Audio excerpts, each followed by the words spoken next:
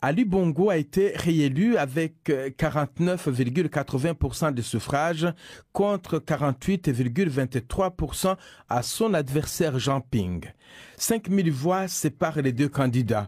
Ali Bongo l'emporte grâce à sa province d'origine, le Haut-Ogooué, où il récolte 95% des suffrages avec un taux de participation proche de 100%. Jean Ping dénonce une tricherie. On ne peut pas accepter des résultats qui sont faux, qui sont fabriqués. Le Haut-Ogooué, sa province natale. Le ministre intérieur annonce un taux de participation de 99,93%. Ça rappelle les scores soviétiques. Cela est simplement inimaginable. Ali Bongo, lui, adopte la position de rassembleur. Le temps de l'apaisement est venu. Le temps de la réconciliation est venu. Vous pouvez compter sur moi pour être le président de tous les Gabonais. Mais l'opposition semble déterminée à ne pas céder. J'invite M. Ali Bongo Ondimba, dans un grand esprit démocratique, à reconnaître le verdict des urnes, à se soumettre à la volonté du peuple souverain et à organiser, dans la tradition républicaine, la passation des pouvoirs. Il avait proclamé publiquement que si Ali Bongo est élu, il n'accepterait pas les résultats. Et donc par peur que la CENAP proclame l'élection d'Ali Bongo, parce qu'Ali Bongo a été choisi par le peuple gabonais, M. Ping tente de parasiter le système, mais ça ne marchera pas. Nous avons déposé notre recours sur des éléments de fait.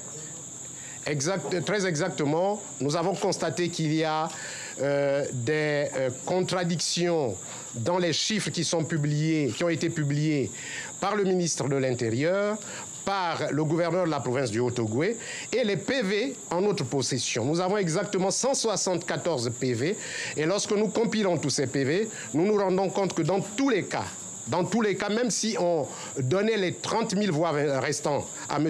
Ali Bongo, il ne peut pas gagner cette élection. Ce n'est pas possible. Le président Déby souhaitait venir accompagné d'un certain nombre de chefs d'État au Gabon pour faire mener des actions de bons offices. Il se trouve que pour des raisons de calendrier, cette mission a été reportée sine die. Il n'y a pas, comme vous le craignez, péril en demeure. Il n'y a pas dans notre pays une situation sécuritaire explosive, une situation humanitaire explosive qui justifierait une intervention plus ou moins musclée de la communauté internationale. Marie-Madeleine Boranchouo, bonjour. Bonjour. Quel est le rôle de la Cour constitutionnelle dans la validation ou non des dossiers des candidats à l'élection présidentielle? Presque pas. Vous savez qu'au Gabon, c'est la Commission électorale nationale autonome et permanente qui reçoit tous les dossiers de candidature, les examine et valide les candidatures qui sont complètes. En fait, la Cour n'intervient que s'il y a un recours qui est porté contre la décision de la Commission électorale nationale autonome et permanente. Depuis 2 ans, il y a polémique sur les origines du président Ali Bongo. Est-il né gabonais ou a-t-il acquis la nationalité gabonaise après sa naissance? Qu'est-ce que vous en pensez? Le juge constitutionnel que je suis ne peut, vous pouvez vous en douter, donner une quelconque position sur la question, d'autant plus que c'est une question qui peut être soumise à l'examen de la Cour constitutionnelle. En juillet 2009, le candidat Ali Bongo a produit un acte de naissance établi par la mairie du 3e arrondissement de Libreville. Puis en janvier 2015, 2 mois après la sortie du dernier livre de l'essayiste français Pierre Péan, le président Ali Bongo a reconnu sur Radio France Internationale qu'il s'agissait d'un faux. Qu'est-ce que cela vous inspire? Là, vraiment, je n'ai pas suivi cette déclaration du président Ali Bongo Ondimba sur cette radio. Je ne peux donc pas donner un quelconque avis là-dessus. Alors cet acte de naissance établi par la mairie du 3e arrondissement de Libreville, je crois que vous l'avez examiné vous-même, Madame la Présidente, à l'issue d'un recours formé dès 2009 par le candidat malheureux Luc Bengon Nsi. Non, malheureusement, ce qui est affirmé ici et là est inexact. Monsieur Bengonti n'a jamais produit un quelconque acte de naissance. Je voudrais vous rappeler qu'en 2009, tous les dossiers de candidature avaient été déposés devant la commission électorale et qu'aucune requête en contestation de candidature n'avait été soumise à l'examen de la Cour constitutionnelle. Monsieur Bengonti a saisi la Cour constitutionnelle après que les résultats de l'élection aient été annoncés. Et quand il a fait ce recours, après l'élection, vous avez eu donc sur votre bureau le fameux acte de naissance du candidat Ali Bongo, c'est ça? Non, pas du tout. Monsieur Bengonti n'a produit au soutien de sa requête qu'une copie d'une page d'un livre écrit par un monsieur, par quelqu'un. C'est tout. Oui, c'est ça. Il avait produit une page du livre Affaires africaines de Pierre Péan, paru en 1983, c'est ça? Et comme vous le rappelez si bien, la photocopie d'une page d'un livre ne constitue pas un acte de naissance. Donc, si je comprends bien, si demain vous est soumis une requête en contestation de candidature, là, vous pourrez examiner cette requête. Si nous sommes saisis, la Cour tranchera au regard des dispositions de la loi relativement à son domaine de compétence et aux conditions de recevabilité des requêtes.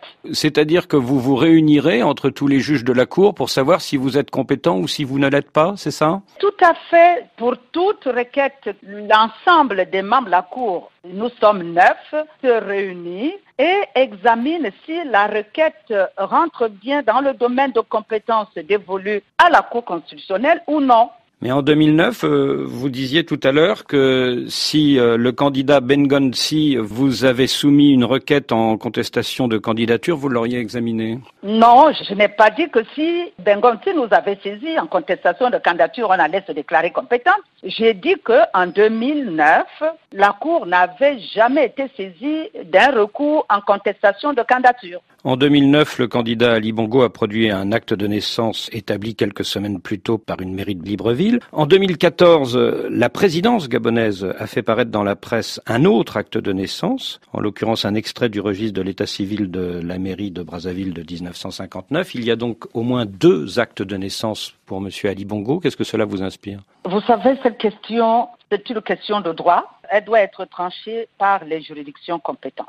Madame le juge constitutionnel que je suis ne peut donc pas donner un quelconque avis sur une question qui relève des instances juridictionnelles compétentes.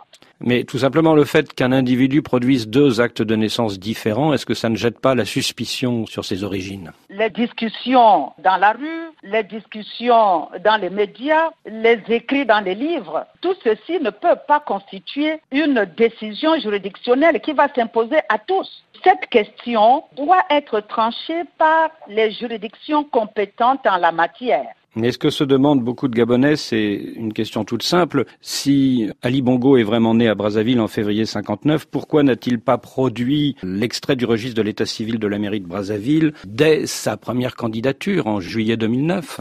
C'est une question que se posent certains citoyens. Alors, à cela, je dis, le Gabon est un état de droit et s'il y a des suspicions et autres, il appartient à tout citoyen concerné ou intéressé de saisir les juridictions compétentes pour vider cette question-là. Madame la Présidente, merci.